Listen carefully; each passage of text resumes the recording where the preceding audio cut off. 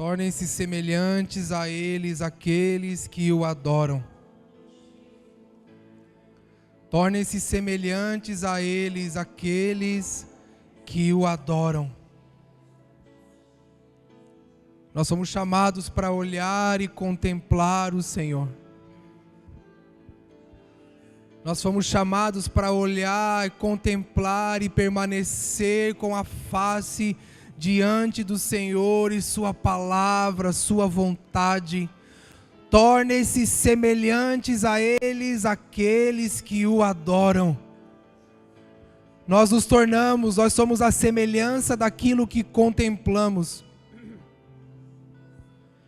Nós somos a semelhança daquilo que nós gastamos os nossos olhos. Nós somos semelhantes àquilo que nós gastamos o nosso olhar, a nossa contemplação, o anseio do nosso coração. Nós somos semelhantes àquilo que nós admiramos, àquilo que nós observamos, àquilo que nós permanecemos na presença. Tornem-se semelhantes a eles, aqueles que o adoram. A nossa realidade está parecida com aquilo ao qual nós estamos diante da face. Quer seja nós mesmos, quer seja o nosso coração, quer sejam os ídolos, quer sejam as nossas próprias ambições, quer seja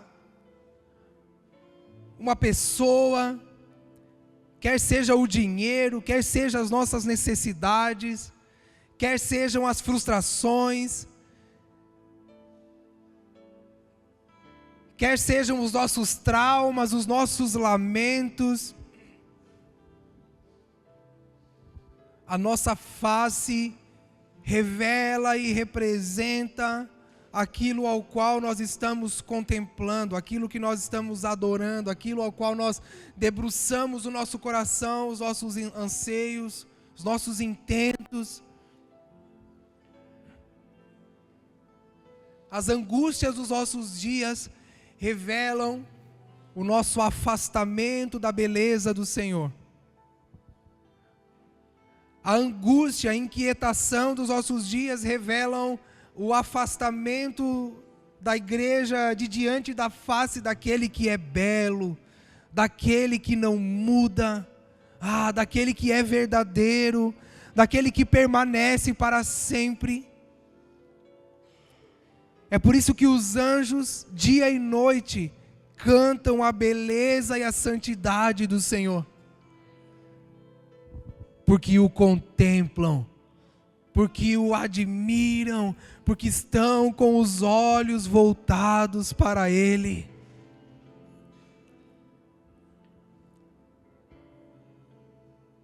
Essa não é uma peculiaridade dos anjos, essa não é uma peculiaridade dos céus, esse é o chamado da igreja de Cristo.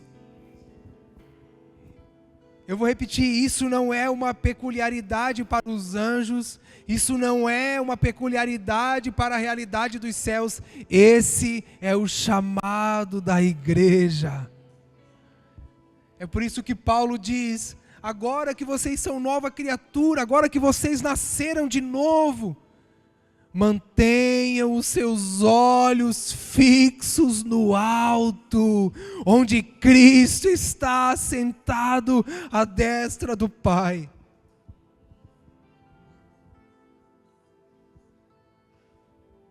Agora que vocês nasceram, agora que vocês morreram para esse mundo, agora que vocês morreram para as coisas terrenas, para o pecado, mantenham os seus olhos fixos no alto, onde Cristo está sentado à destra do Pai.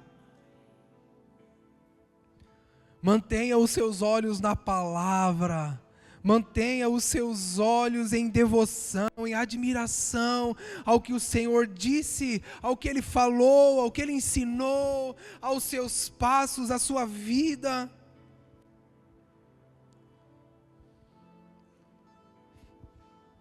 Os deuses deles palavra diz, são de madeira, são de barro, eles têm olhos, mas não veem,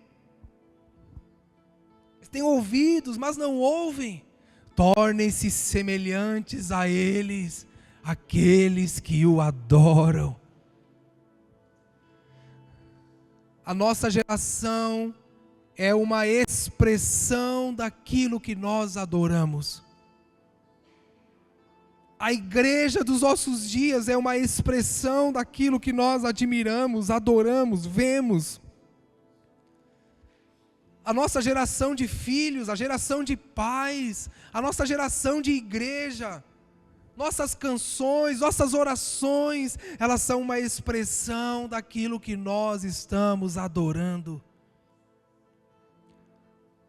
Nós nos tornamos semelhante àquilo que nós adoramos.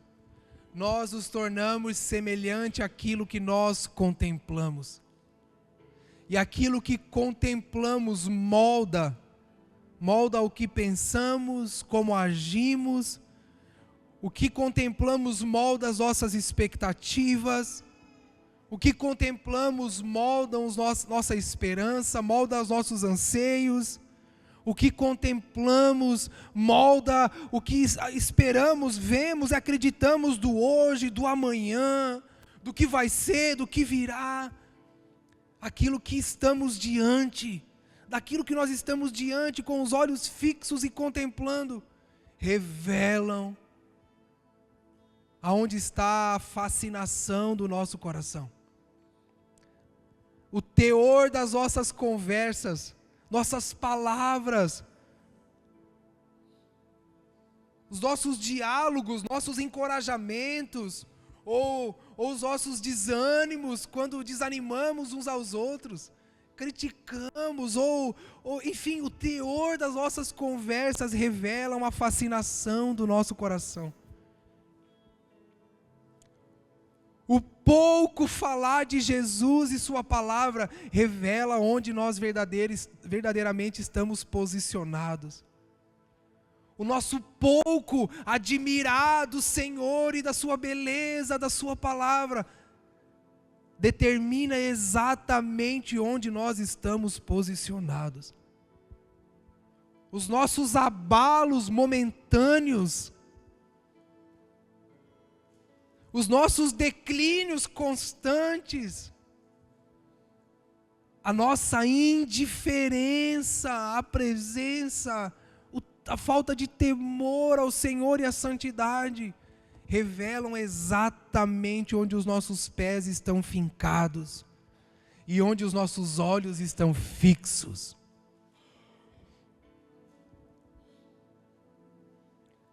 Nossas previsões,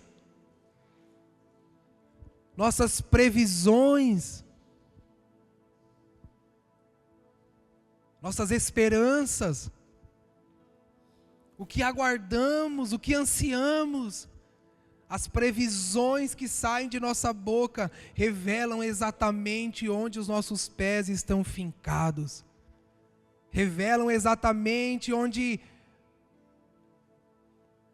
estamos estabelecidos. Nossas constantes indas e vindas, nossas constantes oscilações revelam exatamente o fundamento da nossa vida, da nossa esperança, da nossa casa.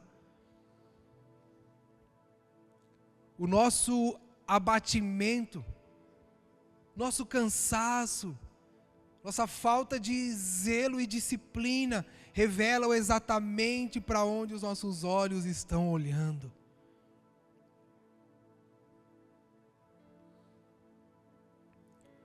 A nossa falta de compromisso uns com os outros, nossa falta de zelo de uns para com os outros, revelam exatamente que tipo de Deus adoramos. A nossa indiferença coletiva, a nossa indiferença com o corpo de Cristo, revela exatamente onde estão firmados os nossos fundamentos, que tipo de Deus adoramos. A nossa busca individual pelas bênçãos de Deus, pelas vitórias de Deus, revelam exatamente que tipo de Deus adoramos. As nossas orações, a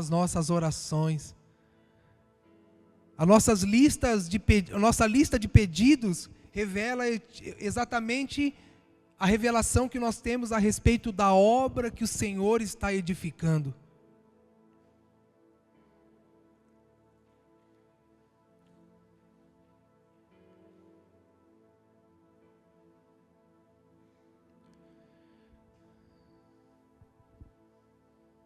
Mantenha os olhos fixos no Senhor.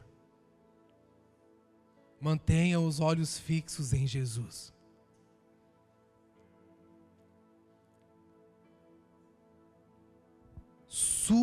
Subamos ao lugar onde Ele está.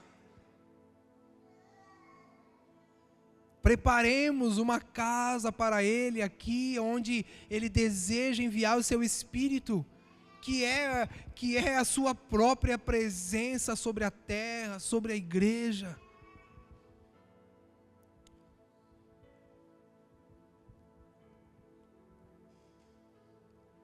Nossas previsões revelam a quem adoramos verdadeiramente.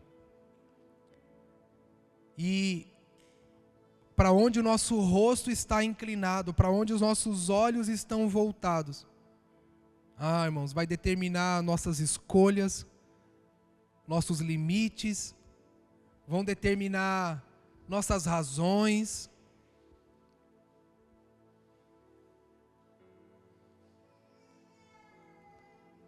A frieza dos nossos dias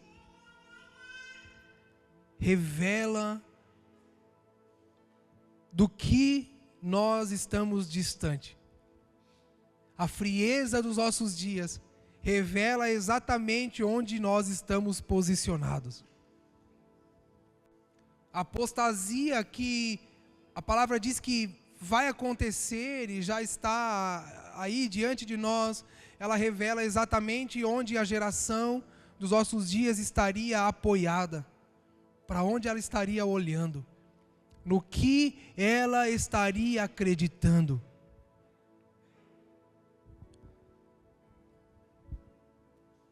Preste atenção, as nossas frustrações revelam onde nossa esperança está depositada. Ouça isso, as nossas decepções revelam para onde os nossos olhos estão voltados.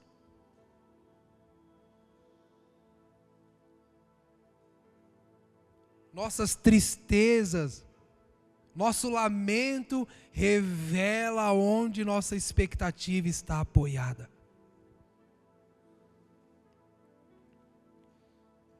A nossa murmuração, a nossa inquietação revela para onde os nossos olhos estão olhando. Porque a palavra diz que os que olham para Ele, em seu rosto não há decepção. Os que esperam nele não serão decepcionados. Os que esperam no Senhor, os que perseverarem até o fim. Eu não sei o porquê do nosso anseio por coisas novas, palavras novas, movimentos novos, notícias novas. Se nós fomos chamados para perseverar na velha e boa notícia de Cristo, crucificado e ressurreto, cumprindo e contemplando a obra de Deus sobre a terra, que se consumará na sua vinda, é Deus habitando no meio dos homens. Sabe qual é a maior ênfase, irmãos, da volta de Jesus? A maior ênfase da volta de Jesus, irmãos, não é a salvação dos bons e a condenação dos pecadores. A ênfase da volta de Jesus é Deus habitando no meio dos homens. A ênfase, irmãos, do retorno de Cristo não é a condenação dos seus inimigos, não. É Deus habitando no meio dos homens. Quando João viu o fim de todas as coisas, ele disse: uau, ouço uma grande voz. Uma voz dizendo bem alto. É como se houvesse uma pausa nos céus e alguém fosse anunciar alguma coisa. E esse anúncio dizia, acho que é Apocalipse 21, dizendo: eis o tabernáculo de Deus, a casa de Deus, finalmente está no meio dos homens. Ele será o seu Deus e eles serão o seu povo. A ênfase, irmãos, do propósito eterno de Deus é a habitação de Deus no meio de nós. E essa não é uma esperança frustrada ou apenas vindoura. Essa é uma realidade que o Senhor deu à igreja. O Senhor não disse: olha, eu não sei se você lembra, mas Jesus, quando estava com seus discípulos, preparando eles para a sua morte, Jesus disse: olha, fiquem calmos, eu vou ao Pai, mas não vos deixarei. Nossas carências, as nossas carências, nossa falta de paternidade, revela quem adoramos. Porque Jesus, preparando os seus discípulos para a sua morte, Jesus disse: olha,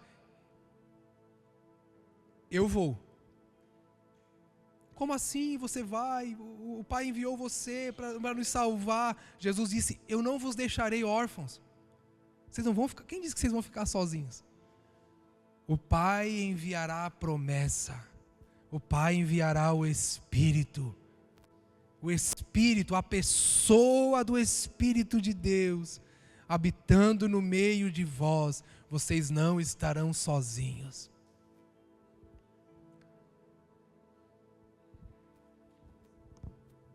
A realidade, irmãos, de Deus habitando no meio dos homens não é algo, não é uma história contada de gerações a gerações, de gerações em gerações, a fim de gerar engano e uma expectativa equivocada. Não, ela é uma realidade presente para a igreja. A igreja é a casa de Deus. Por isso que o profeta diz: Deus, Ele habita no alto e sublime trono. O Deus, o Santo, Ele habita no lugar, mais alto. Mas Ele habita com o contrito e quebrantado de coração.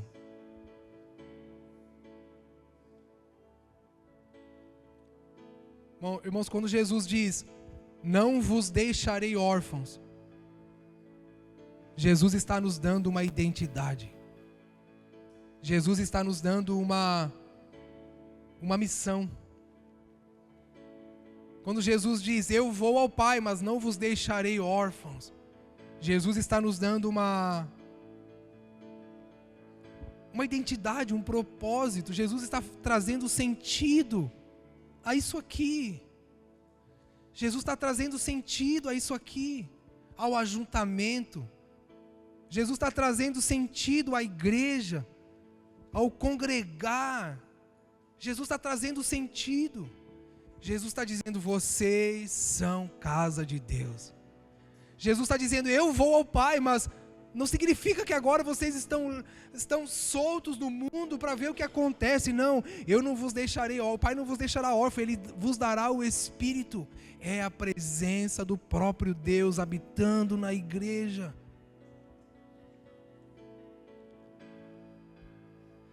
A nossa geração, como igreja, cheia de frustrações, desânimos, cheio de individualismo, cheio de egoísmo, de vaidade, revela se somos ou não casa de Deus. Revela se somos ou não habitação de Deus por meio do seu Espírito. Jesus não disse, olha, vão por aí e façam aquilo que vocês acham que é melhor. Jesus não disse, olha, vão por aí e falem aquilo que o povo gosta de ouvir. Jesus disse, não, ide e fazei discípulos de todas as nações, batizando-os em nome do Pai, do Filho e do Espírito Santo, ensinando-os a obedecer tudo aquilo que eu vos tenho ordenado. Ensinando-os a obedecer tudo aquilo que eu vos tenho ordenado. Jesus confiou a nós, irmãos, a missão que Ele começou de levar a mensagem do reino de Deus, fazer congregar todos aqueles que creem, confessam a Ele como seu Salvador, como Senhor, como Filho de Deus enviado ao mundo.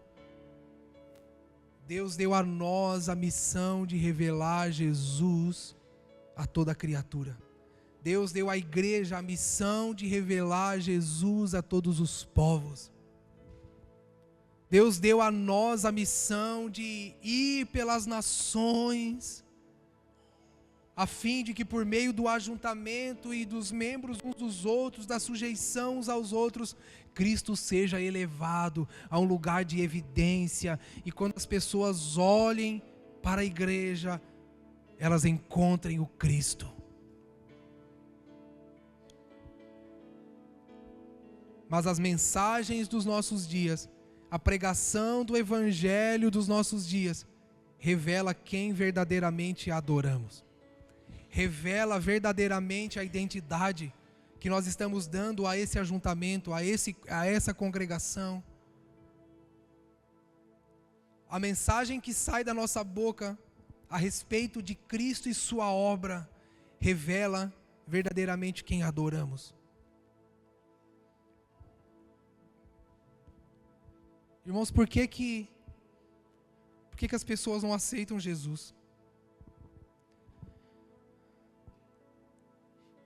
Por que as pessoas não creem? Por que há tanta dificuldade? Por que há tanta dureza?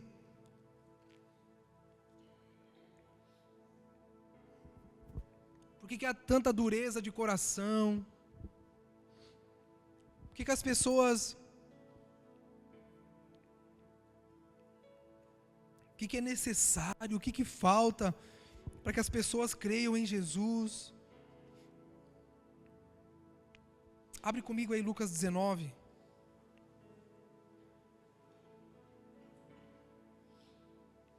Lucas 19, vamos ler a partir do versículo 1. Havia ali um homem chamado Zaqueu. Era rico, chefe dos publicanos. Ele tentava ver quem era Jesus e não conseguia, por causa da multidão e porque era de pequena estatura. Correndo na frente, subiu num sicômoro, a fim de vê-lo, pois Jesus tinha de passar por ali. Quando Jesus chegou àquele lugar, olhou para cima e disse: Zaqueu, desce depressa, porque hoje tenho de ficar em sua casa. Então ele desceu rapidamente e o recebeu com alegria. Ao verem isso, todos criticavam, dizendo: ele foi ser hóspede de um homem pecador. Zaqueu, porém, levantando-se, disse ao Senhor: vê, Senhor, darei aos pobres metade dos meus bens, e se prejudiquei alguém em alguma coisa, eu lhe restituirei 4 vezes mais. Disse-lhe Jesus: hoje a salvação chegou a essa casa, pois esse homem também é filho de Abraão. Porque o Filho do Homem veio buscar e salvar o que se havia perdido.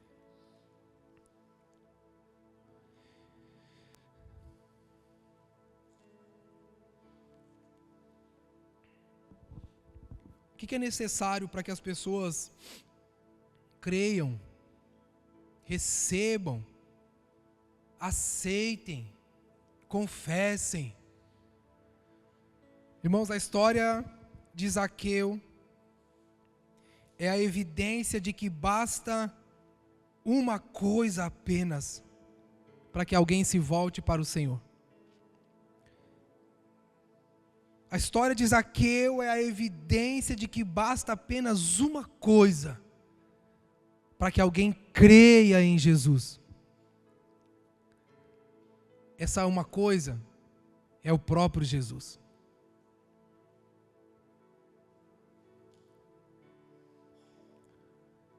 Bastou uma coisa para Zaqueu crer em Jesus. Apenas Jesus. Apenas Jesus. Zaqueu conhecia das leis, Zaqueu entendia das profecias, Zaqueu ouvia as histórias, mas bastou uma coisa para Zaqueu crer.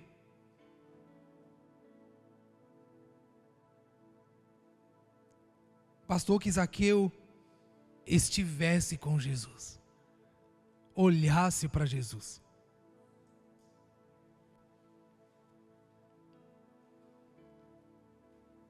Sabe o que bastou para que Zaqueu vivesse uma conversão verdadeira na sua vida? Bastou que Zaqueu conhecesse a Jesus. Irmãos, não me pergunte o que houve lá dentro, o que Jesus disse, o que eles conversaram. Não me pergunte qual foi o teor das conversas. Não me pergunte, eu nem sei se é que Jesus falou alguma coisa, sei lá. Mas de uma coisa eu sei: Jesus foi suficiente para que Zaqueu encontrasse salvação.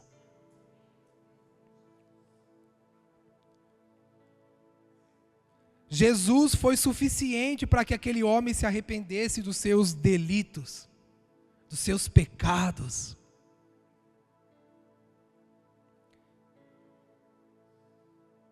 Não houve um evento, um seminário. Jesus não deu para ele um livro de regras, um livro de boa conduta, de faça isso, faça aquilo, isso você pode, isso você não pode. O que houve naquele momento foi uma revelação de que aquele homem que estava entrando na sua casa era o Filho de Deus.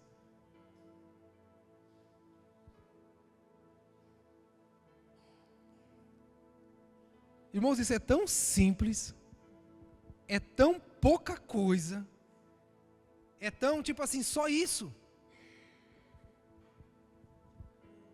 Mas que custa tudo para que possamos adquirir. É tão simples, é tão só isso. Só que nos falta tanto verdade, isso ser tão concreto dentro de nós, que a gente inventa todo um circo, toda uma parafernália, a gente inventa doutrinas paralelas ao ensino de Jesus, a gente faz pirotecnia, a gente enfeita, a gente muda o que diz, muda o que fala. A gente tenta aprender do grego, do aramaico, do hebraico, a gente tenta aprender, a gente faz uma firula tão grande, porque é só Jesus. Eu podia dar tantos exemplos aqui, podia falar da mulher samaritana, podia falar de Natanael, podia falar de tantos outros, que viram, o seguiram, se deram a Ele, amaram a Ele. Podia pausar aqui em todos os discípulos, os apóstolos, aquelas mulheres que estavam à volta, tantos outros ao longo da história.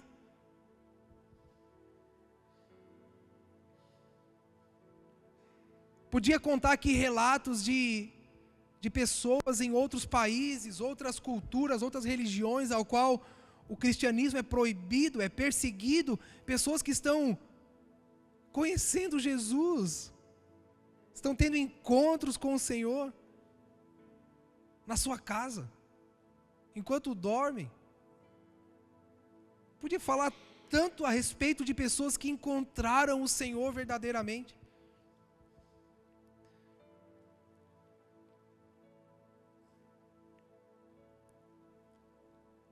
Por que o mundo não se converte? Por que as pessoas ouvem e... Por que a gente fala, a gente tenta convencer, né?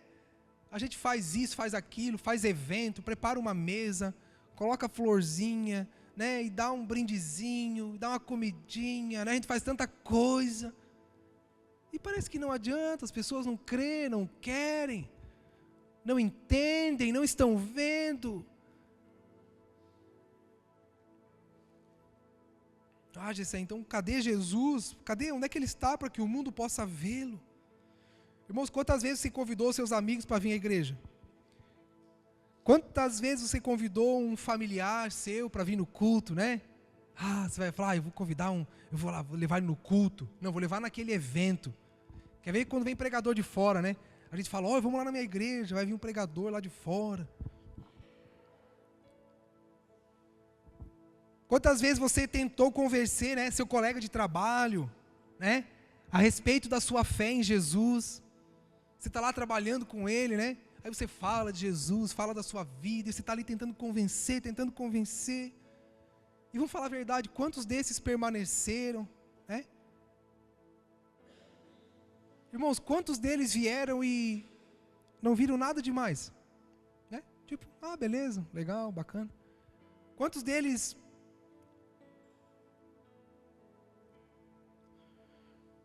Quantos deles vieram e talvez viram, não, é só mais uma religião, né? É uma religião a mais. É uma religião a mais, é uma nova fé, né? É um pessoal aí que se reúne, que crê em umas coisas, aí eles cantam, ficam repetindo, né? Eles falam assim, eles ficam repetindo a mesma música, todo mundo dá um frenesi neles assim de vez em quando. Tem uns que giram, tem uns que sapateiam, né? Aí eles dizem, não, é legal, fui lá, bacana. Tinha uma comida no final, gostei. Feijoada, né? Os brasileiros gostam de uma feijoada, um churrasco. Quantos deles vieram, né? Às vezes, a gente insistiu tanto, né? Tanto. Aí eles vieram para não fazer desfeita, né? Aquela coisa, mas... É um amontoado de fanáticos religiosos. Eles vão lá, cantam, aí oram e... Ainda vão lá e botam uma oferta, dão dinheiro, meu Deus. Quantos deles, irmãos, vieram e na verdade não viram Jesus? Não encontraram Jesus aqui. Não viram o Messias. Não tiveram um encontro com a natureza de pecado, não tiveram um encontro com o próprio pecado.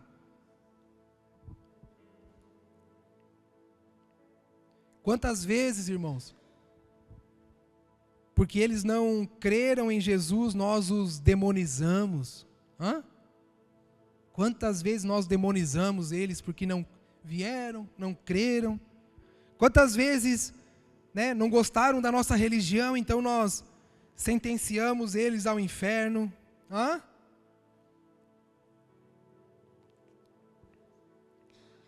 Quantos de nós, irmãos, já nos afastamos dos nossos familiares que não servem a Cristo?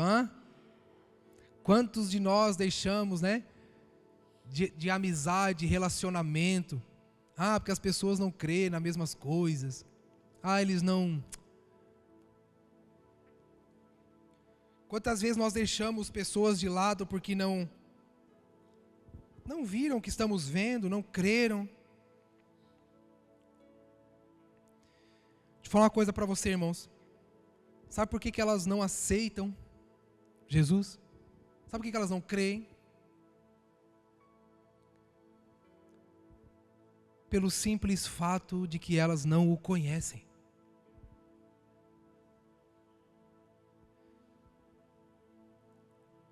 é pelo simples fato de que elas não o viram. É pelo simples fato, irmãos, de que elas não o conheceram, não experimentaram. Preste atenção nisso. Talvez,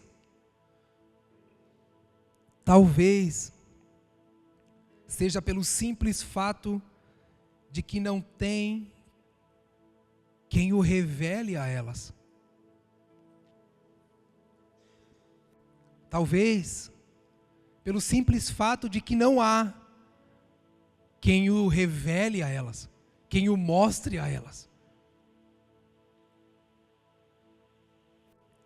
Tem uma frase de A.W. Tozer, ele diz assim: aqueles que não te conhecem são incapazes de clamar a ti como és. E é por isso que adoram uma criação da sua própria mente. Ele está dizendo que quem não conhece o Senhor é incapaz de clamar a Ele como Ele é.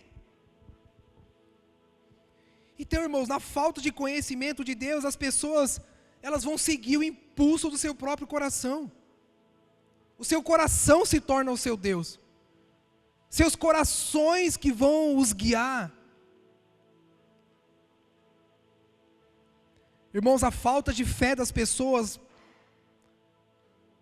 me entenda bem, mas a falta de fé das pessoas não é apenas somente culpa delas, não.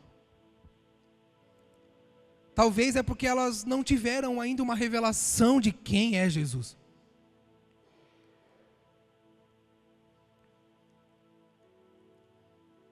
Como é que a gente vai querer? Olha para mim. Como que a gente vai querer que as pessoas creiam simplesmente porque nós cremos? Você lembra da mulher samaritana? Ela tem uma revelação de quem é Jesus.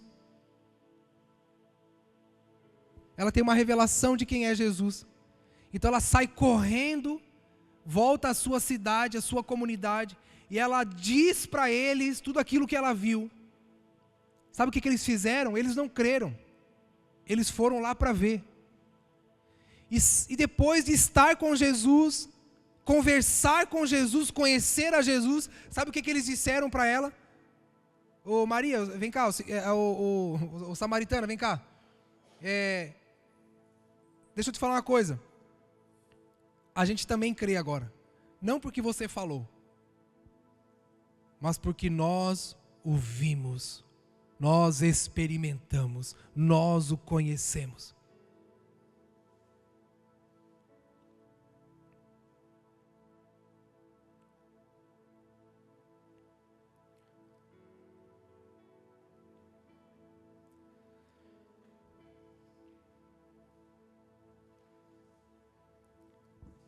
É muito mais fácil para nós, irmãos, demonizar o mundo.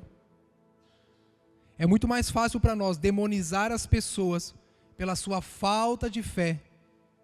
É muito mais simples para nós demonizar as pessoas pela sua falta de compreensão, pela sua falta de crer, do que assumir a responsabilidade.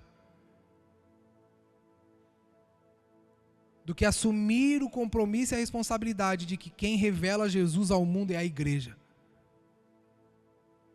É muito mais fácil para nós condenar a falta de fé e a frieza das pessoas. É muito mais fácil para nós condenar a frieza do mundo do que assumir a responsabilidade de que quem revela Jesus ao mundo é a igreja. É muito mais fácil para nós. É muito mais fácil para nós nos afastarmos, né, dos amigos, dos familiares, daqueles que não servem a Jesus, do que assumirmos a responsabilidade de que se eles não estão crendo, é porque eles não estão vendo. Porque naquele dia, sem precisar da intervenção religiosa, sem precisar das regras, sem precisar que alguém dissesse alguma coisa para Zaqueu, ele levantou a mão e disse: Senhor, eu sou um pecador, e eu vou devolver tudo aquilo que eu roubei, eu vou restituir tudo aquilo que eu defraudei, enganei, sem que alguém precisasse mandar uma mensagem de WhatsApp para ele e falar: ó, Zaqueu, é o seguinte, agora que você está indo na igreja, né? Agora que você vai no culto, cuidado com isso, né, Zaqueu? Cuida com aquilo. Eu acho que você, né, Zaqueu, eu acho que muda sua roupa agora, né? Agora você tem que mudar de roupa, Zaqueu. Né? Eu acho que, Zaqueu, quando você for no culto, Zaqueu, ó, levanta a mão, canta, né?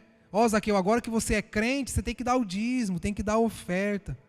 Meu irmão, não teve tempo para intervenção religiosa, não teve tempo para as doutrinas religiosas, porque o que houve foi uma revelação clara de Jesus. E junto com a revelação de Jesus, irmãos, sabe o que vem?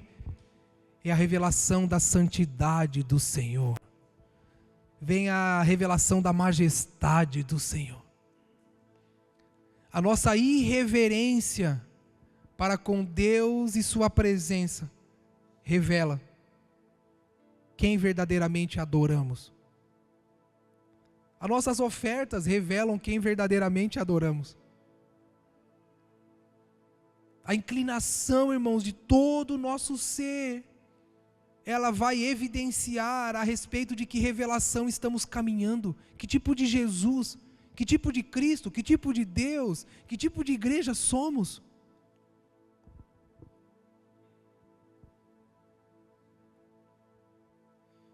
Abre aí Efésios 1, por favor.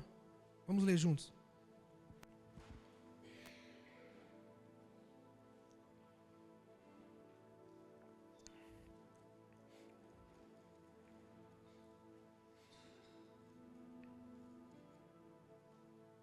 Efésios 1.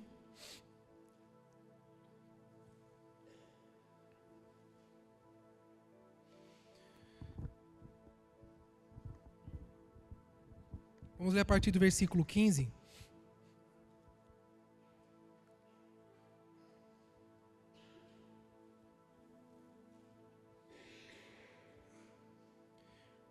Por isso,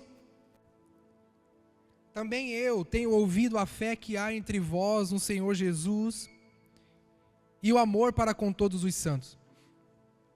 Não cesso de dar graças por vós, fazendo menção de vós nas minhas orações, para que o Deus de nosso Senhor Jesus Cristo, o Pai da glória, vos conceda espírito de sabedoria e de revelação, no pleno conhecimento dEle.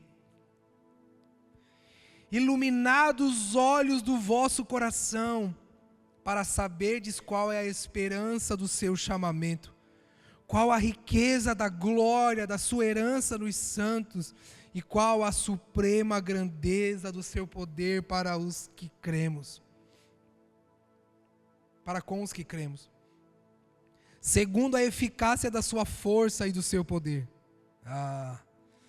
O qual exerceu ele em Cristo, ressuscitando dentre os mortos, e fazendo assentar à direita nos lugares celestiais, acima de todo principado e potestade, poder e domínio, e de todo nome que se possa referir, não só no presente século, mas também no vindouro. Versículo 22. E pôs todas as coisas debaixo dos seus pés, e para que ele seja o cabeça sobre todas as coisas, o deu à igreja, o qual é o seu corpo, a plenitude daquele que a tudo enche com todas as coisas. Olha o versículo 22, e pôs debaixo dos seus pés todas as coisas, e para ser o cabeça de todas as coisas, o deu à igreja. Deixa eu falar uma coisa para você. Olha aqui para mim. Igreja só é igreja se Jesus está lá.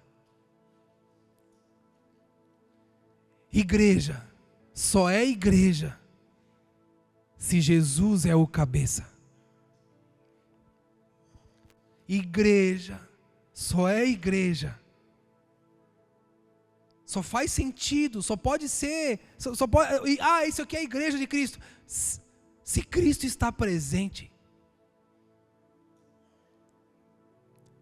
Vamos fazer uma conta bem rápida. Só nós aqui, bem simples.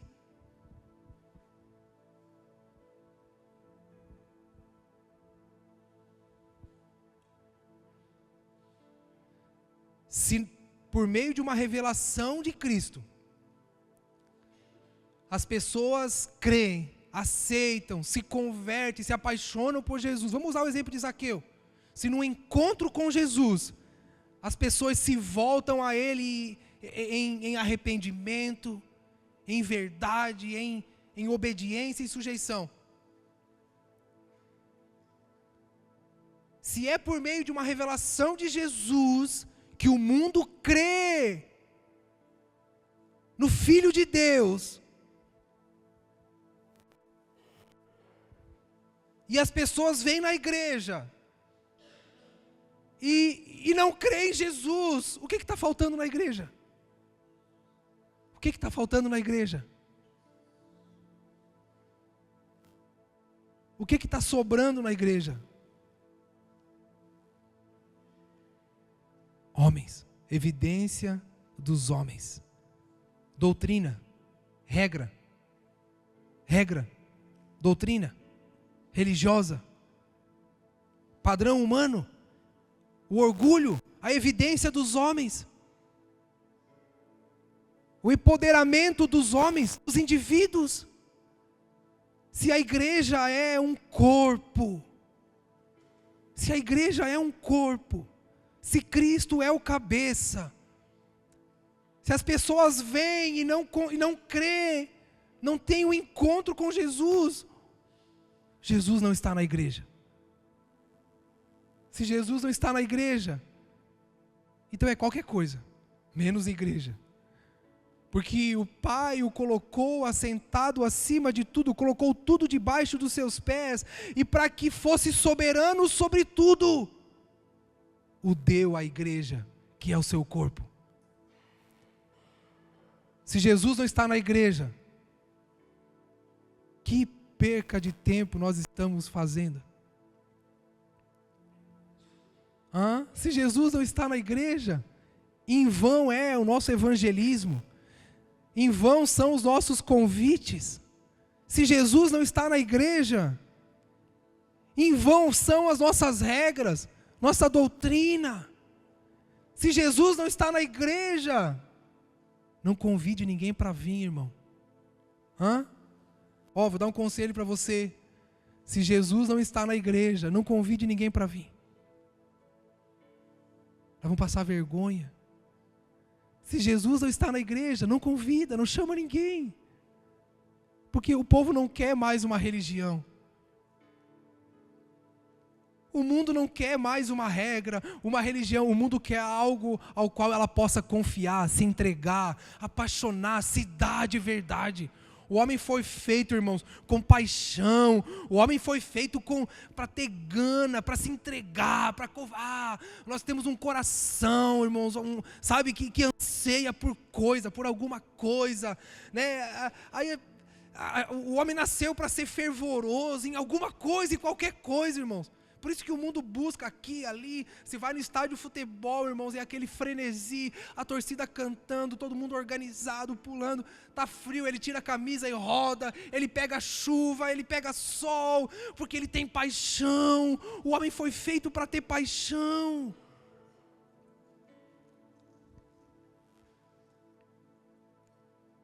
Eles não querem regras. O homem não quer regras, mais uma doutrina, mais uma cartilha. Isso pode, isso... Não, o homem quer alguma coisa para que ele possa se apaixonar, se dar, alguma coisa de verdade, que ele diga assim, agora sim, agora ninguém me segura, agora eu encontrei. Mas, irmão, nem a igreja se converteu ainda.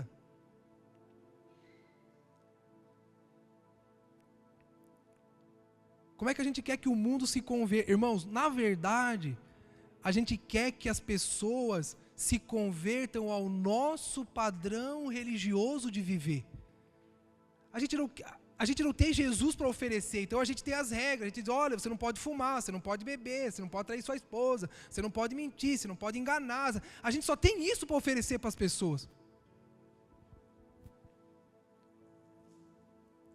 Vai para o capítulo 2. Hoje nós vamos ler a Bíblia, irmão. Vocês vão cansar de ler a Bíblia hoje.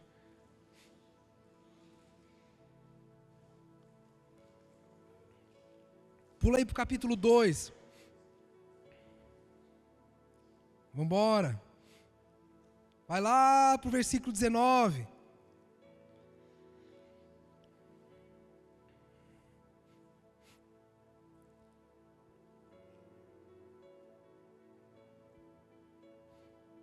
Versículo 19, vamos lá. Assim, não sois mais estrangeiros, nem imigrantes.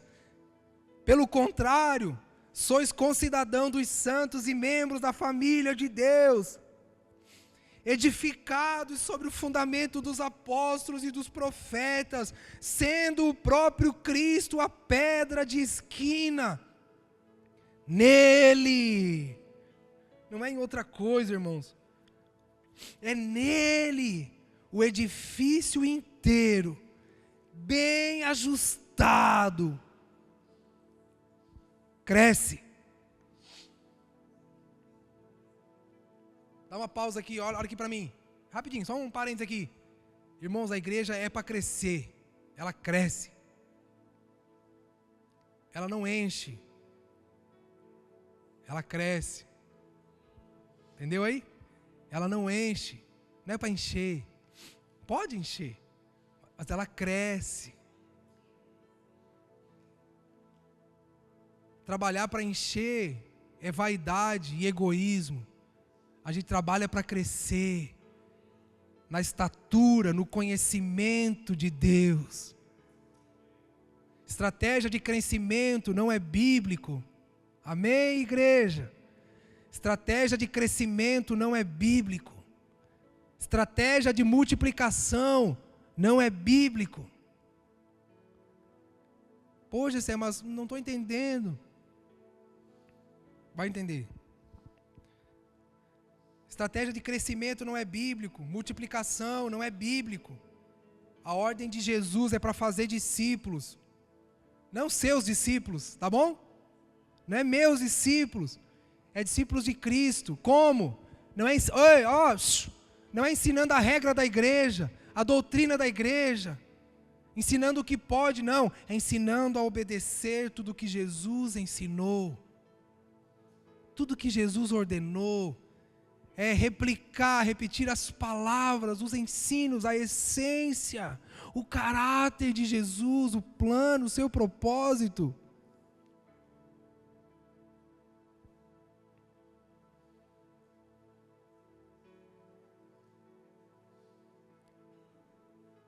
Irmão, eu estou mais corajoso ultimamente. Eu nunca vou chamar você para congregar aqui. Você nunca vai me ouvir falar isso. Mas não congregue, irmãos, num lugar onde tem estratégia de crescimento, amém? Não congregue num lugar onde tem estratégia de multiplicação. Isso aí é vaidade dos homens, irmão. Não trabalhe para sustentar o ego de líderes que querem ver a igreja cheia de gente para ficar bonito na foto, só para ele enriquecer e ficar mais famoso. Amém? Vamos lá. Versículo 21. Nele, o edifício inteiro, bem ajustado, cresce para ser... O quê?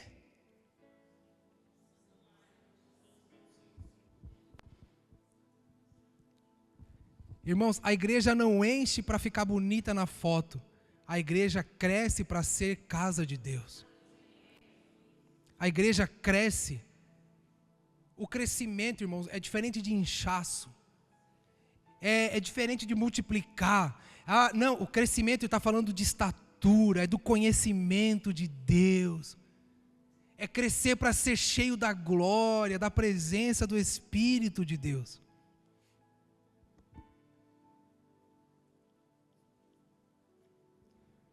Se não for para ser isso, irmãos, é uma religião apenas. Igreja só é igreja se Jesus está nela. Versículo 22, no qual também vós, juntos, sois edificados para a morada de Deus por meio do Espírito.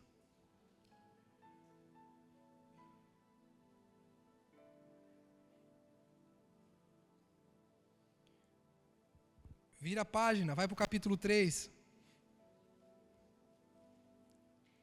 Já vão ler a Bíblia.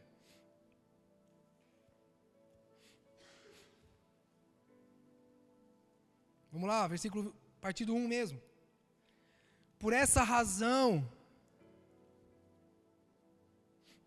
terminamos o que Paulo disse, agora ele já continua dizendo aqui, ó. Por essa razão, eu, Paulo, peraí, irmão, que razão?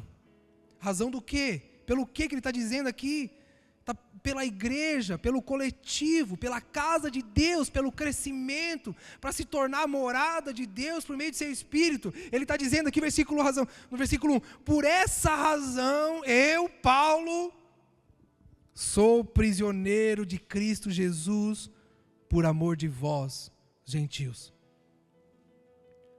Se é que sabeis da dispensação da graça de Deus que me foi concedida em vosso favor, e como por revelação me foi manifestado o mistério, conforme vos escrevi acima em poucas palavras, de forma que quando lê, podeis perceber a minha compreensão do mistério de Cristo. Esse é o mistério que em outras gerações não foi manifestado aos homens, da forma como se revelou agora no Espírito aos seus santos apóstolos e profetas. Isto é, que mistério é esse? Que os gentios são co-herdeiros, membros do mesmo corpo e coparticipante da promessa em Cristo Jesus por meio do Evangelho. Paulo está falando de nós, irmãos, os gentios. Ele está revelando um mistério que antes estava oculto, que ninguém ainda tinha percebido, entendido. Paulo está falando de uma coisa que estava oculta aos apóstolos e profetas, mas agora por meio do Espírito ficou claro que nós, os gentios, somos o quê, irmãos? Somos o quê? Não somos um amontoado de indivíduos dentro de um armazém gelado, atrás de bênçãos e promessas e milagres. Não. Nós somos membros do mesmo corpo.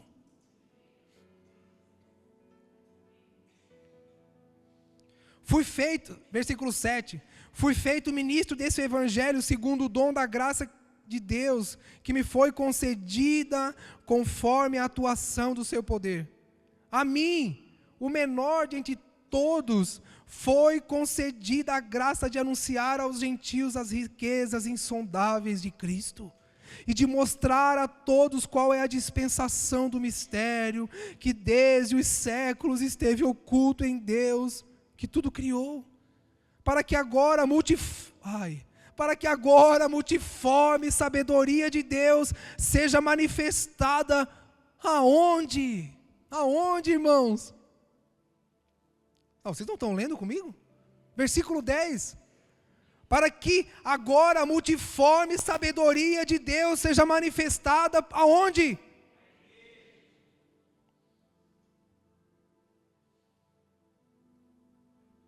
Olha aqui, irmãos.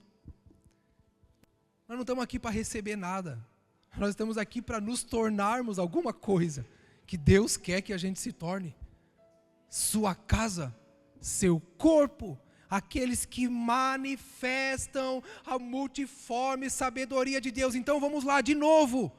Se as pessoas estão vindo, visitando, conhecendo, participando, mas não estão se convertendo, elas não estão entregando sua vida. O que está faltando na igreja? A igreja não está revelando a multiforme sabedoria de Deus. Nós não estamos oferecendo, dando, mostrando, revelando alguma coisa que o mundo ache graça. Irmãos, as pessoas só trocam o prazer por uma coisa mais prazerosa. E você acha que as pessoas vão deixar o prazer do pecado para viver uma vida de sacrifício? Não, peraí, se você vive uma vida de sacrifício, irmão, a gente também não conheceu Jesus ainda. Se para você é um sacrifício deixar de pecar, se para você é um sacrifício, ai meu Deus, que luta, é porque você não viu alguma coisa mais bela ainda. Você não viu Jesus de verdade. Talvez, Jessé, mas eu estou há tantos anos. Medo, irmãos, a gente tem medo. É duas coisas que movem a gente, ou é a fascinação ou o medo. Infelizmente, nós temos mais medo do inferno do que fascinação por Jesus. Porque se fôssemos fascinados por Jesus, abrir mão do pecado não seria um sacrifício. Vir na igreja não seria um sacrifício. Ser um com os meus irmãos não seria um sacrifício. Obedecer a Jesus não seria um sacrifício. Era por paixão. Paixão.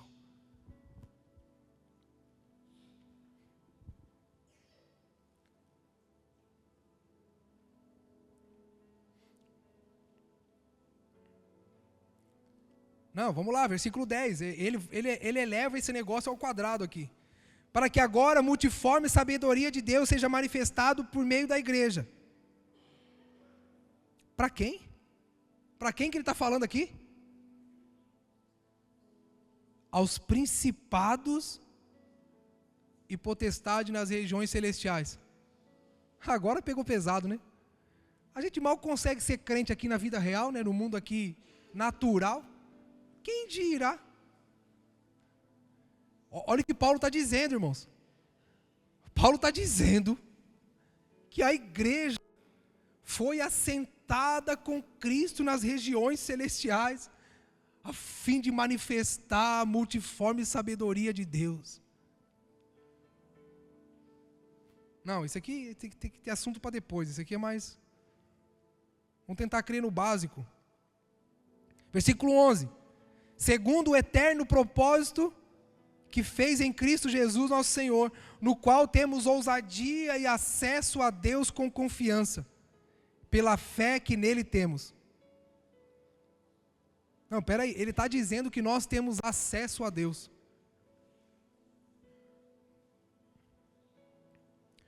Versículo 13. Portanto, peço-vos que não desanimeis por causa das minhas tribulações por vossa causa. Elas são a vossa glória. Por essa razão, versículo 14, dobro os meus joelhos perante o Pai, de quem toda a família nos céus e na terra recebe o nome, para que segundo as riquezas de sua glória, vos conceda que sejais interiormente fortalecidos com poder pelo seu Espírito.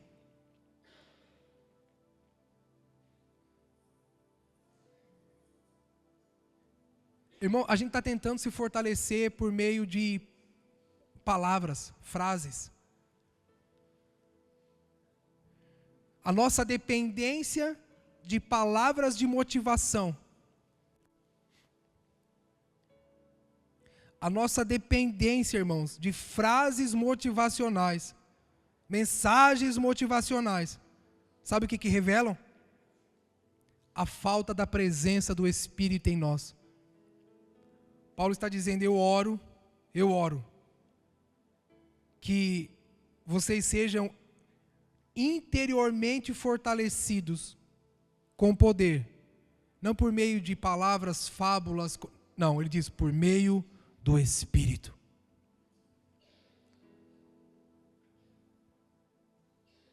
Sem o Espírito, irmãos, nós somos uma presa fácil para todo tipo de desânimo, engano, oscilação, frieza. Crente não vive, irmãos, de emoção, de convencimento de palavras humanas. O crente vive pela convicção e o poder do Espírito. Parece que nós estamos tentando criar um outro tipo de igreja, que se move pelo que é aparente, emocional, motivacional, porque já não há mais a presença, já não há mais o poder do Espírito que convence, que sustenta, que põe de pé, que mantém vivo em frente na palavra. Então nós precisamos de cócegas, né? Nós precisamos de cócegas. Nós precisamos de uma coisa que, nos jogue para cima. Nós precisamos de regras. Acorde pela manhã, né? Abra a janela do seu quarto, arrume sua cama, faça 10 flexões, né? Medite, tome água com limão, né? Vai na academia. É legal, tudo isso é bom, mas não é bom, né? Acordei de manhã para a academia. Mas, irmãos, a gente não vive de fantasias. Não, irmãos, a gente vive do poder do Espírito que nos fortalece interiormente a continuar na caminhada que foi proposta a nós como igreja. 17. E que Cristo habite pela fé em vosso coração, a fim de que, arraigados e fundamentados em amor, vos seja possível compreender juntamente com todos os santos. Vou dar uma pausa aqui. Ele está falando que Cristo habite em vosso coração, que o Espírito esteja em vosso coração, para que vocês possam compreender. Mas ele não está falando de mim ou de você. Irmãos, todo o evangelho que é destinado a indivíduos não revela Cristo. Toda a mensagem, irmãos, que trabalha para empoderar os indivíduos não revela Cristo. Porque ele está dizendo aqui, versículo 18: vos seja possível compreender, juntamente com todos, a largura, o comprimento, a altura e a profundidade desse amor. E assim, conhecer esse amor de Cristo, que excede todo entendimento, para que sejais preenchidos até a plenitude de Deus, para que sejais cheios, não é vazio, não é carente de coisas humanas e naturais, é cheios do poder do Espírito.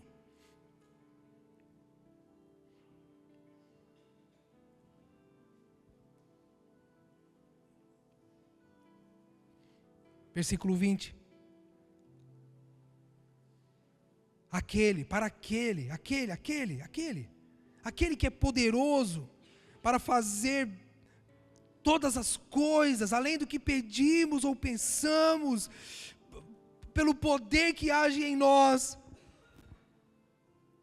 a Ele seja a glória na igreja e em Cristo Jesus, por todas as gerações, para todos sempre.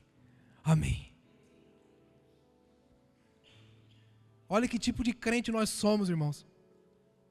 A gente conhece de cor, né? O versículo 20. Aquele que é poderoso para fazer infinitamente mais do que pedimos ou pensamos.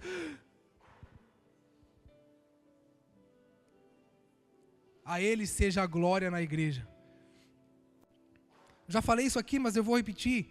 Paulo não está dando uma ênfase no que Jesus é capaz de fazer, no que Deus é capaz de fazer, para que você se sinta encorajado a pedir. Não, ele só está denominando uma pessoa, a pessoa de Deus. Ele está dizendo, sabe, aquele que é poderoso para fazer. Ele está identificando para dizer,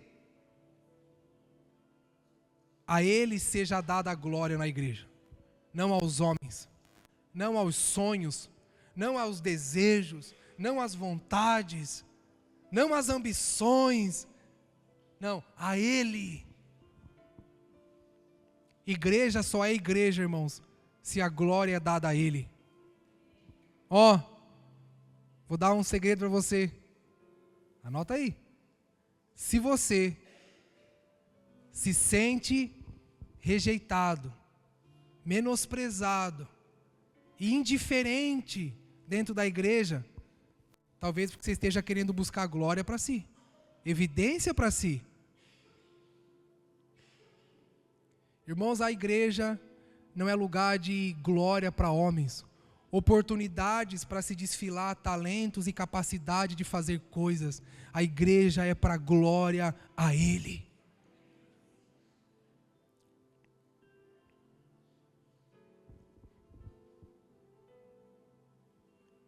Vira a página.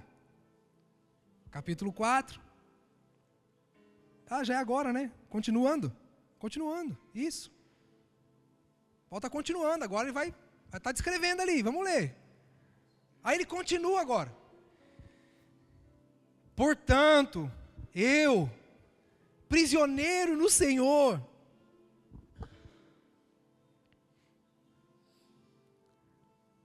peço que andem de modo digno. Irmão, isso aqui é poderoso. E às vezes nós nos enganamos aqui. Ele está dizendo assim, vamos lá, olha para mim. Paulo está vindo descrevendo o propósito da igreja, amém? Está falando o que é a igreja, por que é a igreja, qual que era o mistério de Deus. Tinha um mistério oculto, depois lê o capítulo 1 inteiro lá. Tinha um mistério oculto e tem um versículo lá, capítulo 1, que diz assim, o mistério que estava oculto nas gerações agora foi revelado. Que mistério é esse? Que no tempo oportuno o Senhor está convergindo sobre o governo de Cristo todas as coisas. Paulo está elevando Cristo acima de tudo na igreja. E Paulo vem falando da igreja, o porquê da igreja, vocês são casa de Deus, habitação do Espírito, o Espírito tem que habitar em vós, e tal. Paulo trouxe a identidade da igreja, amém? Paulo trouxe a identidade, o porquê, o propósito, meu, seu, da igreja, do coletivo. Então ele diz, portanto, andem de modo digno do chamado que receberam. Ele está falando de quem, irmãos? Paulo está falando que quem deve andar de modo digno do chamado que recebeu? A igreja. Aí você diz, tem que andar de modo digno, usa essa roupa, usa assim, usa aquilo, usa... Irmãos, a necessidade de regras é por uma ausência de santidade. Porque quando Zaqueu viu Jesus, ele falou, eita, eu não posso mais enganar, eu não posso mais roubar, eu não posso mais mentir, eu não posso mais enriquecer ilicitamente. Ninguém precisou dizer para ele que era pecado aquilo, irmãos. Porque ele viu a santidade de Deus em Jesus.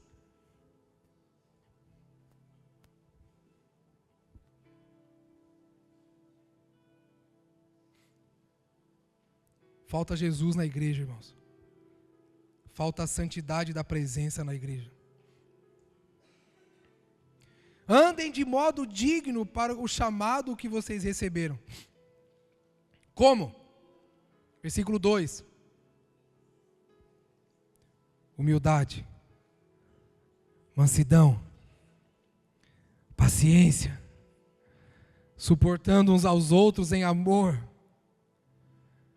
procurando cuidadosamente manter a unidade do Espírito no vínculo da paz.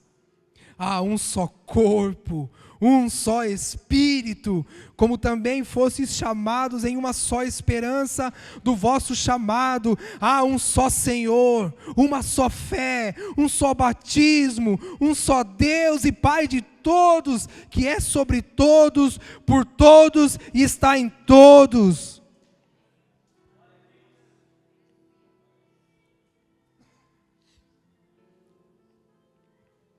Mas a graça foi concedida a cada um de nós conforme a medida do dom de Cristo. Por isso foi dito: subindo para o alto, levou o cativo o cativeiro e deu dons aos homens. O que significa ele subiu, senão também desceu às partes mais baixas da terra? Aquele que desceu é o mesmo que também subiu muito acima de todos os céus para preencher todas as coisas. Ele designou uns como apóstolos, outros como profetas, outros como evangelistas, outros como pastores e mestres, tendo em vista o aperfeiçoamento dos santos, para que esses que ele designou, trabalhem no aperfeiçoamento dos santos, para a obra do ministério e para a edificação do corpo de Cristo. Eu já falei, mas vou repetir. Quem edifica a igreja não é o pastor. O pastor comunica e aperfeiçoa a igreja, os santos, por meio da palavra. E quem edifica o corpo?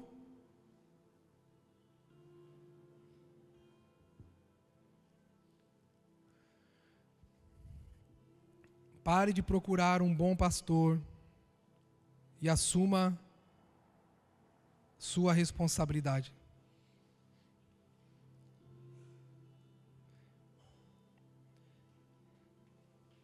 Para a edificação do corpo de Cristo. 13. Até que, vamos lá, versículo 13, até que,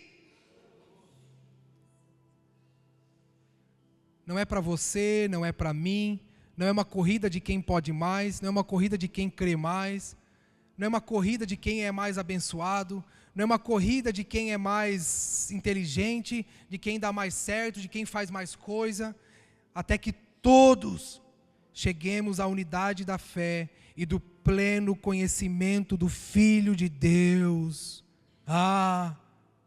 Um homem feito, varão perfeito, à medida da estatura da plenitude de Cristo.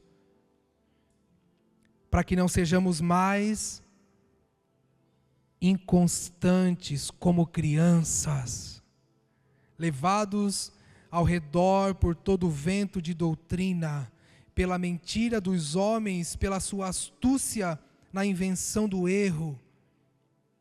Pelo contrário, seguindo a verdade em amor, cresçamos em tudo naquele que é a cabeça, Cristo. Não é para encher, é para crescer na revelação de Cristo. Esse é o meu papel, irmãos, e de alguns irmãos aqui. Trabalhar no aperfeiçoamento, ensinando a obedecer o que Jesus ordenou. Assuma seu posto na edificação do corpo de Cristo. Crescendo no conhecimento de Deus, crescendo no conhecimento da palavra, da vontade, do plano do Senhor. Por isso estamos nos dedicando aqui toda terça-feira para ensinar a palavra. Por isso estamos nos dedicando toda terça-feira para o ensino do propósito eterno, do plano eterno de Deus, a sua vontade, do que fez, do que está fazendo, do que fará.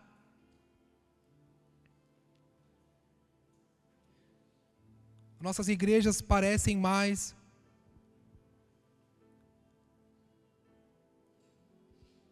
um lugar de meninos, crianças, que na sua inconstância são bajulados, são adornados, adulados.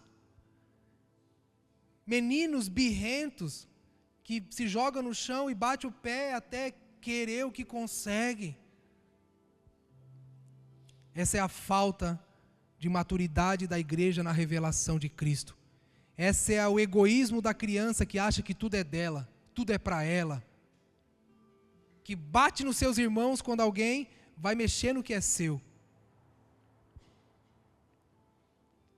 Versículo 16, nele o corpo inteiro, bem ajustado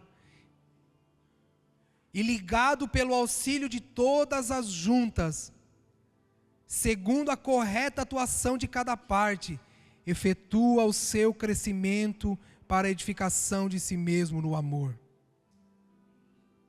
Como que a igreja efetua o crescimento?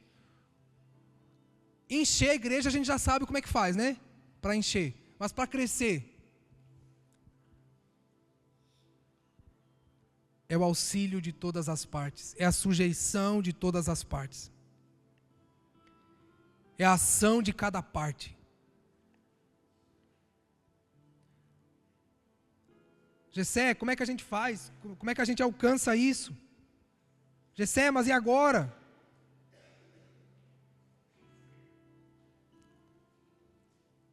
Gessé, como é que faz? O que a gente precisa fazer? Vamos seguir aí, versículo 17. Portanto, digo e dou testemunho no Senhor,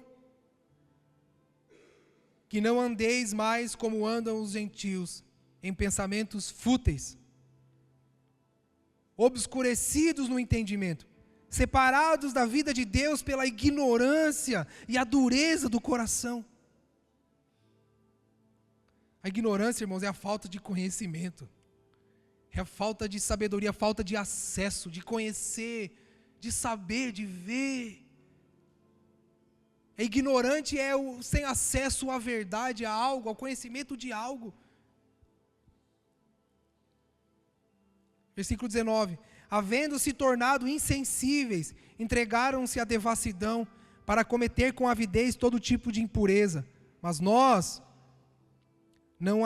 vós não aprendestes assim com Cristo.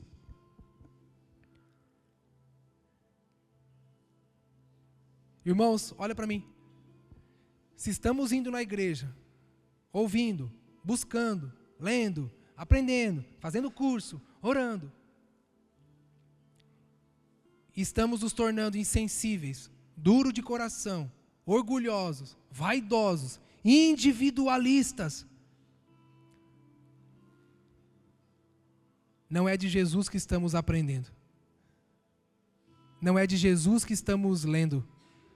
Não é da essência e do caráter. Estamos aprendendo da religião, das regras. De Jesus, não. Porque Jesus é manso e humilde. Versículo 20. Vós não aprendestes isso com Cristo. Quem aprende com Cristo, irmãos, de Cristo, por meio de Cristo. Versículo 21.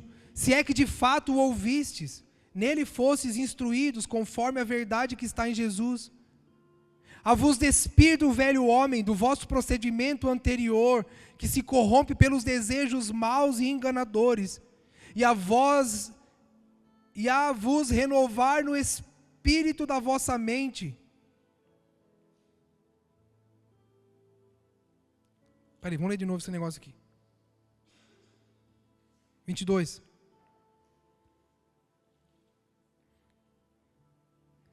No sentido de que quanto ao passado, ao que vocês eram, vos despojeis do velho homem, que se corrompe segundo as concupiscências do engano, e vos renoveis no espírito do vosso do vosso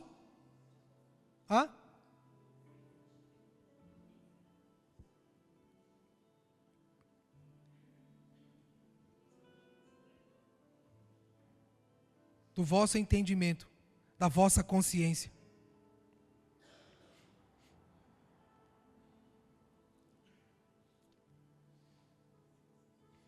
Irmãos,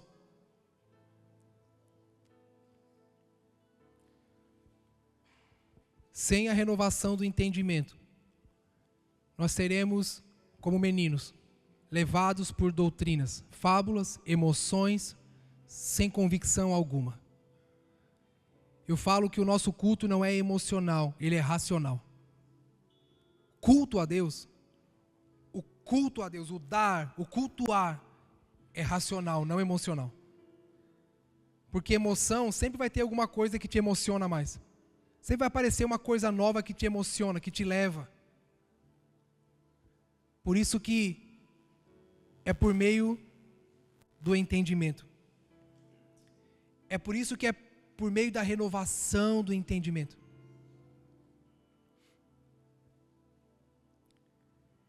e vos revistais do novo homem. Versículo 24. Criado segundo Deus, em justiça e retidão, procedentes da verdade.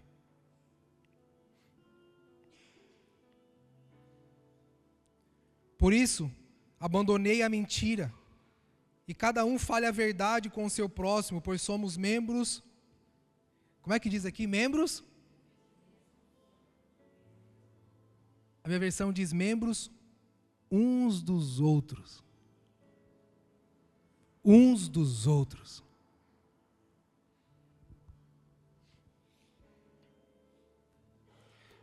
Versículo 26. Quando sentirdes raiva, não pequeis.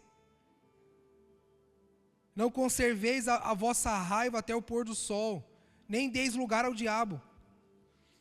Aquele que roubava, não roube mais, pelo contrário, trabalhe, fazendo com as mãos o que é bom, para que tenha o que repartir com quem está passando necessidade. Não saia da vossa boca nenhuma palavra que cause destruição, mas só que seja boa para a necessária edificação, a fim de que transmita graça ao que vos ouve. Ah, irmãos, o que os outros estão ouvindo de nós? Estão ouvindo o resultado daquilo que nós estamos olhando. Estão sendo alimentados por meio daquilo ao qual nós estamos diante da face, contemplando. Versículo 30, e não entristeçais o Espírito Santo de Deus, com o qual fostes selados para o dia da redenção. Toda amargura, cólera, ira, gritaria e blasfêmia sejam eliminadas do meio de vós, bem como toda maldade. Pelo contrário, sede bondosos e tende compaixão uns para com os outros, perdoando uns aos outros. Assim como Deus vos perdoou em Cristo. Falta de perdão é falta de Jesus, irmão. Falta de perdão, dureza de coração, é falta da revelação de Cristo na cruz. Quem foi muito perdoado, quem muito foi perdoado, muito ama. Falta de amor é a falta de revelação da consciência de que era um pecador e agora foi perdoado. O cristão que não tem uma revelação de arrependimento do seu pecado, da sua realidade antes de Jesus, nunca vai conseguir amar verdadeiramente.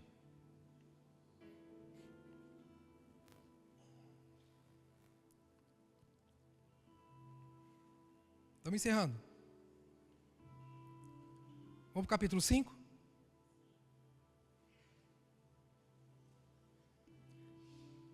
Melhor do que eu falar, a gente lê a Bíblia, né? Olha aí, versículo 1. Portanto, sejam o quê? Sejam o quê? Imitadores de Deus. Irmão, essa frase, ela destrona os nossos argumentos. Ela destrona nossas razões. Essa frase, irmão, ela destrona a vaidade do homem, a primazia do homem. Porque todo o nosso argumento e razão colocado à semelhança de Deus deve nos constranger. Portanto, imitem a Deus como filhos amados. E andai em amor como Cristo, que também nos amou e se entregou por nós a Deus como oferta e sacrifício como aroma suave. Mas a prostituição, todo tipo de impureza, cobiça, nem sequer sejam mencionados entre vós, como convém a santos, nem haja indecência, conversas tolas, gracejos obscenos, pois essas coisas são inconvenientes. Pelo contrário, haja ações de graças. Porque bem sabeis que nenhum devasso, impuro, avarento, idólatra, tem herança no reino de Cristo e de Deus. Essa é a hora que o crente diz, está vendo? O crente diz, é isso aí. Irmãos, olha aqui para mim. Essa carta foi feita para o mundo ou para a igreja? Então pare, por favor, pare de olhar para o mundo e dizer, olha, os impuros não vão entrar no céu, hein? Olha, pare de julgar ao mundo. Essa é uma mensagem para a igreja. Essa mensagem é para a igreja, porque sem isso, a igreja não se torna habitação e casa de Deus. E se a igreja não é casa de Deus? Nós podemos encher, irmãos, 10 templos desse aqui. E as pessoas vão ter que basear no critério das pessoas, se elas gostam ou não. Nós vamos depender do critério das pessoas, se elas estão felizes com a igreja ou não. Mas se elas tiverem uma revelação de Jesus, eu não vou precisar dar regras para elas.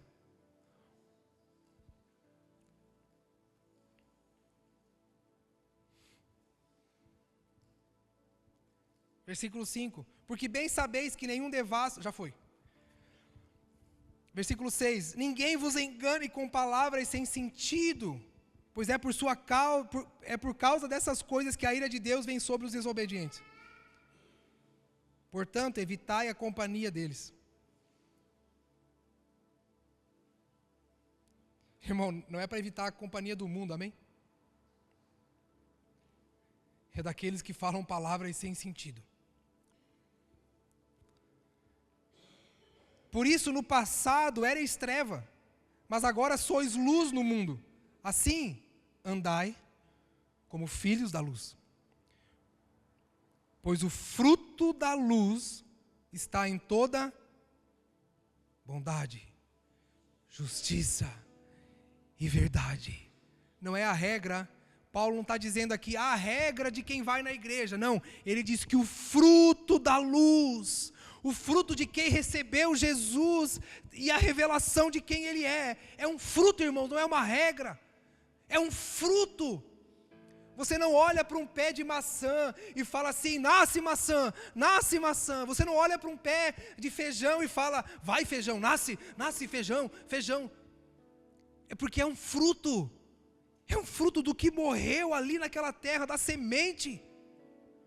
Ah, irmão, se a semente do Evangelho está em nós, se a luz está em nós, se nós estamos nele, você não foi chamado, irmãos, para ser um papagaio de regras e doutrinas de igreja. Nós fomos chamados para ser luz, e como fruto da luz, em nós habitar o quê? Bondade, justiça e verdade, procurando saber o que é agradável ao Senhor. Não vos associei às obras infrutíferas das trevas, pelo contrário, condenai-as. Pois é vergonhoso até mesmo mencionar as coisas que eles fazem às escondidas. Paulo está escrevendo para quem, irmãos? Por favor, Paulo está escrevendo para quem?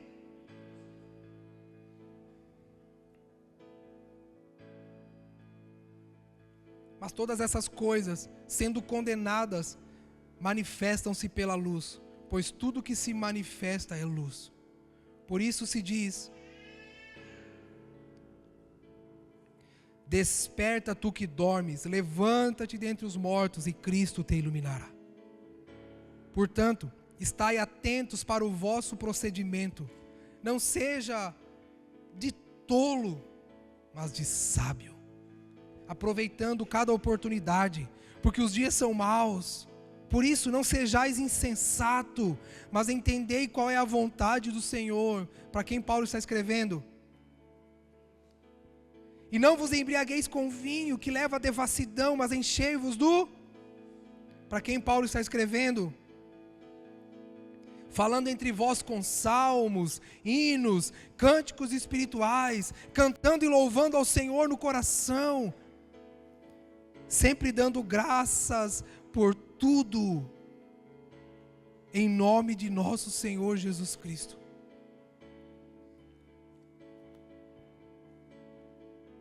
O último versículo, versículo 21. Vamos ler todos juntos? Versículo 21. 1, 2, 3 e... Não. Está muito fraco. Para quem acredita que isso é uma verdade e uma ordem do Senhor. Vamos lá de novo, versículo 21. 1, 2, 3 e...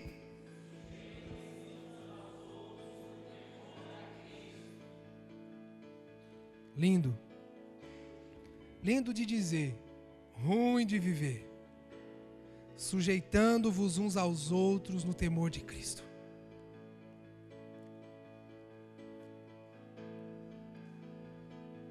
Olha para mim.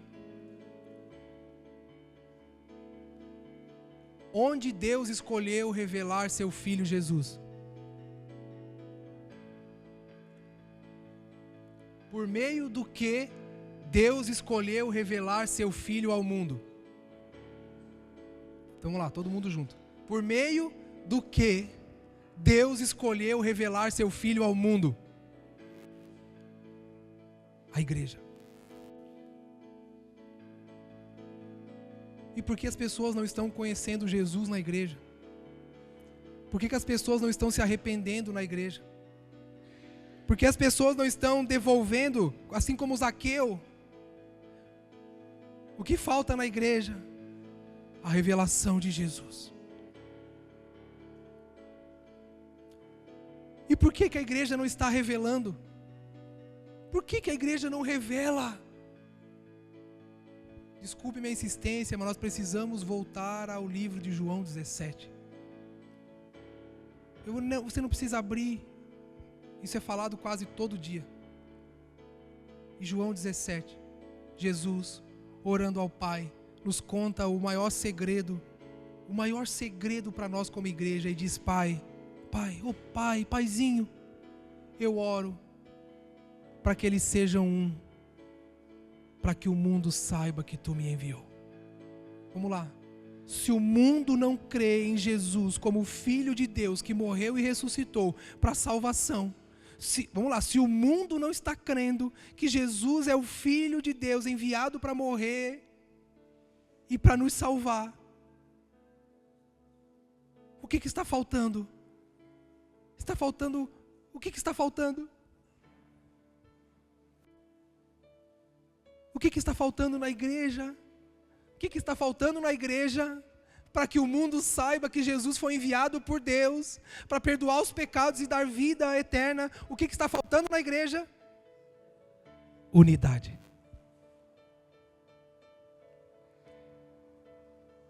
Acredite você ou não, sem mencionar isso, essa é uma das maiores ações do diabo dentro da igreja. Sem mencionar isso, é só você olhar o fruto da igreja dos nossos dias. Essa é uma das maiores ações do espírito das trevas para destruir a edificação do corpo de Cristo. A unidade.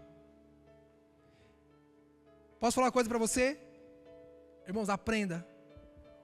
Para o diabo agir, ele não precisa vir dizer para você: olha, não ame seu irmão. O diabo ele não vai dizer para você: olha, tá vendo? Não. Irmão, o diabo ele vai mudando, sabe? Ele vai moldando a geração, a cultura. Sabe como é que o diabo hoje trabalha contra a unidade? Você pode dizer: não, Gessé, você está ficando doido, as igrejas estão cada vez mais cheias, não faz sentido. Sabe qual é a estratégia de Satanás? Para que não haja unidade, e não havendo unidade, não tenha revelação de Cristo, e não tendo revelação de Cristo, o mundo não saiba que Jesus é o Filho de Deus. Sabe qual é a mensagem de Satanás? Ele está dizendo assim: ó, você pode, você é bom, você consegue. Jesus morreu por você. O diabo não está do lado de fora da igreja, irmãos, tentando fazer você odiar seus irmãos.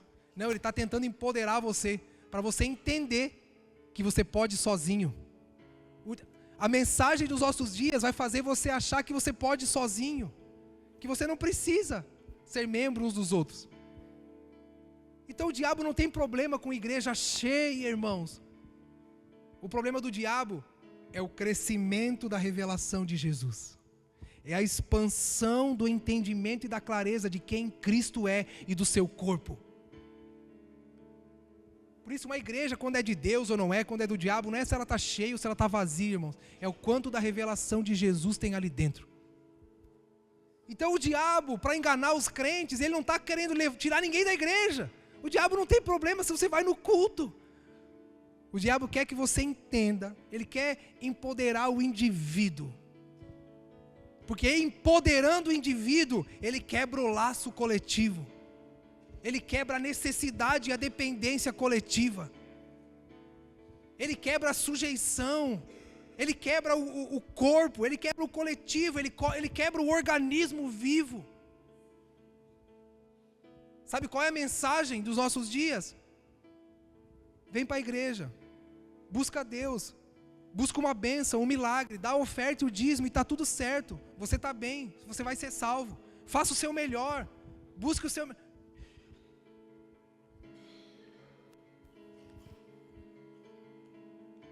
A evidência de Satanás, irmãos, para quebrar a unidade, é empoderando o cristão. É o empoderamento gospel, o empoderamento evangélico. É empoderamento individual.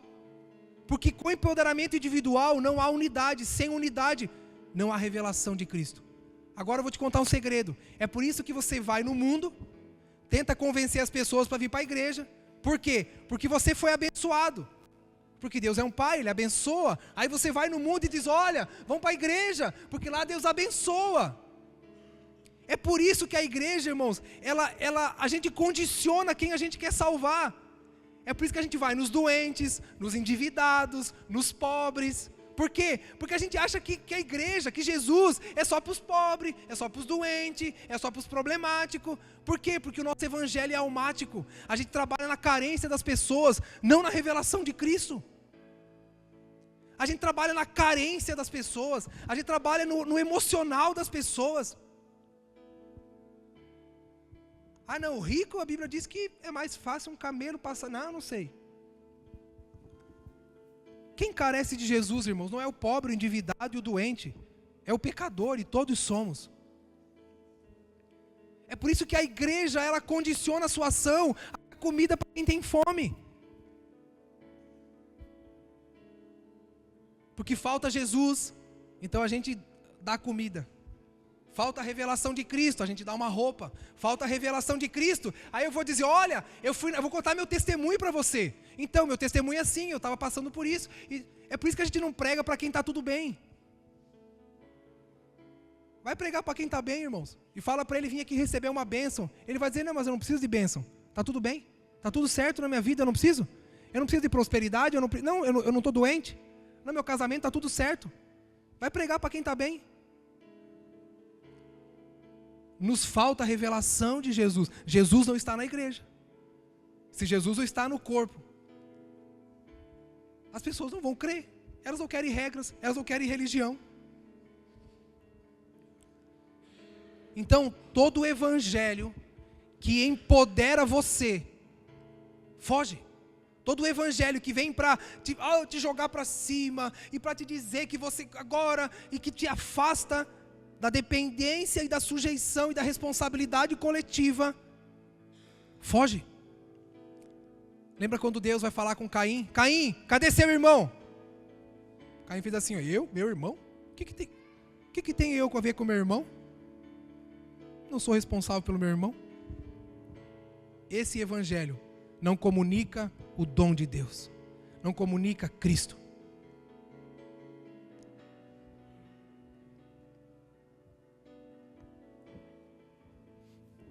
Estou acabando, irmão. Nosso evangelho individualista está atrapalhando o processo de unidade da igreja. E sem unidade, o mundo não saberá que Jesus é o Filho de Deus, enviado para salvação. Esse evangelho, irmãos, pregado à la carte. Você sabe que o evangelho é à la carte agora. Você prega o que a pessoa gosta, é o gosto individual. É o gosto geracional, que fortalece o indivíduo ao invés do corpo, está atrapalhando o processo de unidade dos membros. Assim o mundo não conhecerá Jesus. Gessé, mas peraí, Gessé, se Jesus é revelado na igreja, está cheio de igreja por aí, Gessé, está cada vez mais igreja. Irmãos, nós somos a geração, ouça isso, preste atenção nisso. Nós somos a geração com mais salas alugadas cheias de gente tentando convencer as pessoas de seguir suas doutrinas. Nós somos a geração da história que mais alugou armazém, sala comercial, prédio, para encher de gente que fica seguindo doutrina. Mas temos cada vez menos casas de Deus habilitadas a ser habitação do Espírito. Sem o Espírito, nós somos um amontoado de religiosos. Irmãos, as pessoas estão cansadas de religião. E nós estamos querendo empurrar de goela abaixo, dizendo que a nossa religião é a certa. Não, a nossa religião é a certa. Vai discutir, irmãos, com pessoas de outras religiões para você ver. Você vai ficar sem argumento. Jesus não é para ser discutido, Jesus é para ser revelado. E quem revela a igreja não sou eu, nem você. Você quer ser o maior evangelista da história? Irmãos, quem revela Jesus é o corpo, não é o indivíduo. É por isso que você vai, tenta convencer as pessoas a ir para a igreja, elas não ficam. Porque não é a sua bênção que revela Jesus, não é o milagre que você recebeu. Isso pode dar testemunho do poder de Deus, mas a revelação de Cristo é que converte, é que convence, é que atrai as pessoas verdadeiramente. Nós somos fracos no evangelismo, porque eu estou querendo evangelizar, você está querendo evangelizar. Jesus não é revelado no seu evangelismo, é no corpo. É isso que está escrito na palavra.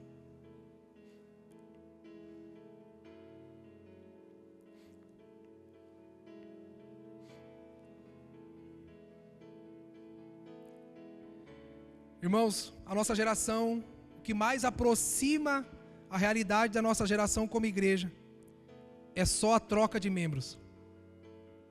Estamos trocando de membro. Nós somos como um novo estabelecimento que abriu as portas com novidades evangélicas, a fim de atrair os crentes desanimados que estavam em outras instituições religiosas. É troca de membro que a gente faz. É manutenção da ambição de crente que a gente faz.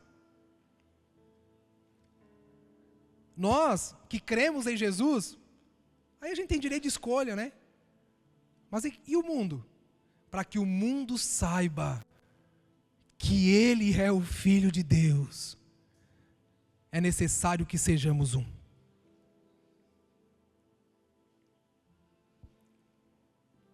Fique de pé comigo, por favor.